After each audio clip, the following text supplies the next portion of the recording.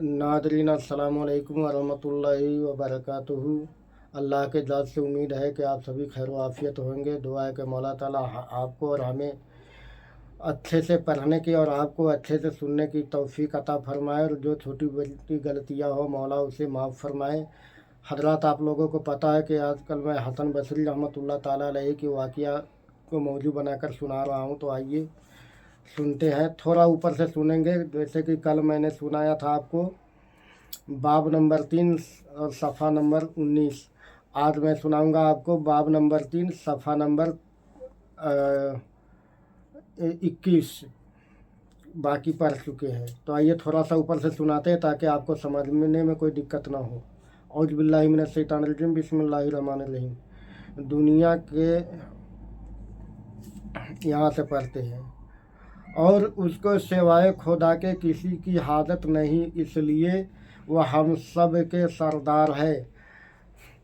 हफ्ता में एक मर्तबा आप वाज किया करते थे, यानी हसन बसरी रहमतुल्लाह ताला अलैहि हफ्ता में एक बार तकरीर किया करते थे, लोगों को हिदायत किया करते थे, महफिल में वाज किया करते थे। मगर जब तक हज़रत राबिया बसरी शरीक ना होती तो वाज नहीं करते। लोगों ने अर्ज़ किया कि आपके वाज में तो बड़े बड़े बुजुर्ग हाजिर होते हैं, फिर आप सिर्फ एक बूढ़ी औरत के न होने से वाज क्यों तर्क कर देते हैं? फरमाया कि हाथी के बर्तन का शरबत चूंटी के बर्तन में कैसे समा सकता है?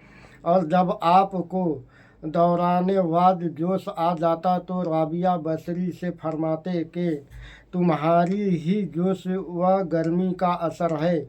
एक मर्तबा लोगों ने सवाल किया कि क्या आप अपने वाज में कसीर लोगों के इज्तिमा से खुश होते हैं? फरमाया कि मैं तो उस वक्त मसरूर होता हूँ जब कोई इसके इलाही में दिल जला आ जाता है। किसी ने सवाल किया कि इस्लाम क्या है और मुसलमान किसको कहते हैं? फरमाया कि इस्लाम किताब में है और मुसलमान कब्र में।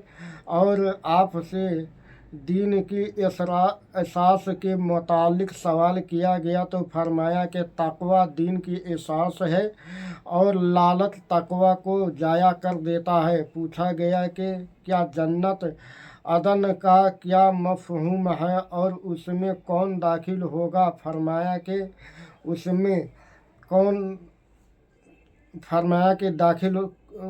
कौन दाखिल होगा? फरमाया कि उसमें सोने के महलात है और सिवाय नबी सल्लल्लाहु अलैहि वसल्लम के सिद्दीकीन व शुहदा, आदिल बादशाह और दीगर अम्बियाए इकराम के कोई दाखिल नहीं हो सकता। सवाल किया गया कि क्या रूहानी तबीब किसी दूसरे का इलाज कर सकता है? फरमाया उस वक्त तक नहीं जब तक खुद अपना इलाज न करे, क्योंकि जो खुद ही गम किरदार हो वह दूसरे के रहबरी कैसे कर सकता है? फरमाया कि मेरा वाज सुनते रहो, फ़ायदा पहुँचेगा, लेकिन मेरी बेअमली तुम्हारे लिए जो जर रसाई नहीं हो। लोगों ने अर्ज़ किया कि हमारे कुलूब तो सोए हुए हैं, उन पर आपका वाज क्या असर अंदाज होगा? फरमाया कि ख्वाबीदा, यानी कि सोया हुआ आदमी, ख्वाबीदा कुलूब को तो बेदार किया जा सकता है, यानी सोया हुआ को तो बेदार किया जा सकता है, अलबत्ता मुर्दा दिलों की बेदारी मुमकिन नहीं। लोगों ने अर्ज़ किया कि बाज़ जमाअत के अक़वाल हमारे कुलूब में खौफ व खशियत पैदा कर देती है। फरमाया कि तुम दुनिया में डराने वालों ही की सोहबत इख्तियार करो ताकि रोज़े महशर रहमत खुदाबंदी तुमसे करीब तर हो। लोगों ने अर्ज़ किया कि बाज़ हजरात आपका आवाज़ महज इसलिए याद करते हैं ताकि नुक्ता चीनी किया करे। फरमाया कि मैं सिर्फ कुर्बे इलाही और जन्नत का मतमईन रहता हूँ, क्योंकि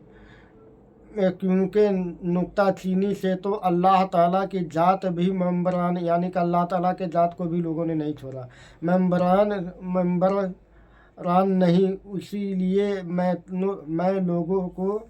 लोगों से हरगिज़ यह तो नहीं रखता कि वह मुझे बुरा भला कहेंगे। अर्ज किया गया कि बाज़ अफराद का यह ख्याल है कि दूसरों को नसीहत उसी वक्त करनी चाहिए जब खुद भी तमाम बुराइयों से पाक हो जाए। फरमाया कि इब्लीस तो यही चाहता है कि आधा मर्द नवाही का सदबाब हो जाए। लोगों ने पूछा कि क्या मुसलमान को बाद व हस्द करना चाहिए?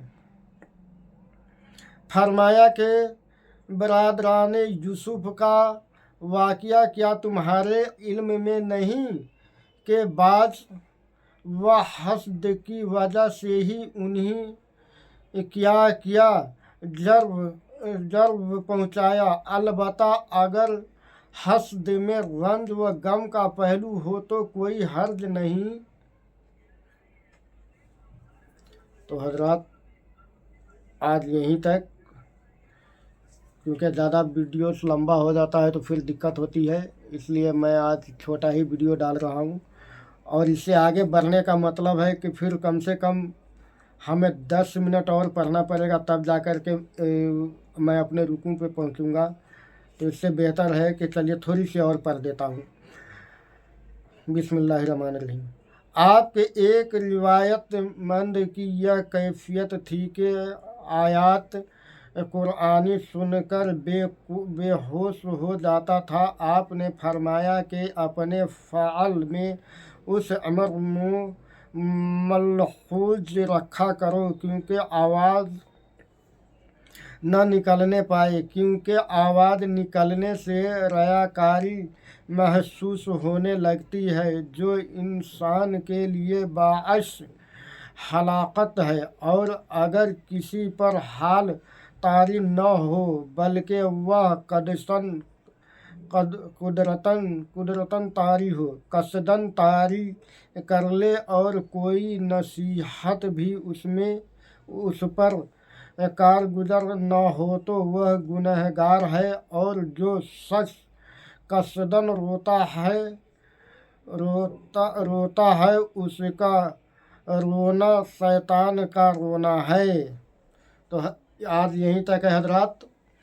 तो आप लोगों को कैसा लगा वीडियो? आप देखिए, इसमें कई जगह थोड़ी सी फारसी लफ्ज़ थी जो कि उसको समझाना मुझे ज़रूरी इसलिए नहीं लगा क्योंकि उर्दू जहाँ जहाँ है वो पूरे समझ में आ रहा है, तो वाक़या को समझना आसान था। इसलिए मैं अपना टाइम भी और आपके टाइम बचाने के लिए भी उस जगह पे मैं नहीं समझाया पाया हूँ। अरबी लफ्ज़ फ़ारसी लफ्ज़ था तो वो ज़रूरी भी नहीं था, क्योंकि जो ज़रूरी की चीज़ था वो उर्दू था, इसलिए मैंने नहीं समझाया। तो आप लोग वीडियोस को ज़्यादा से ज़्यादा लाइक करें और लोगों तक पहुँचाएँ और ख़ुद भी सुने, लोगों को भी सुनाए और अपने बच्चों को भी सुनाए, अपने घर में सबको सुनाए।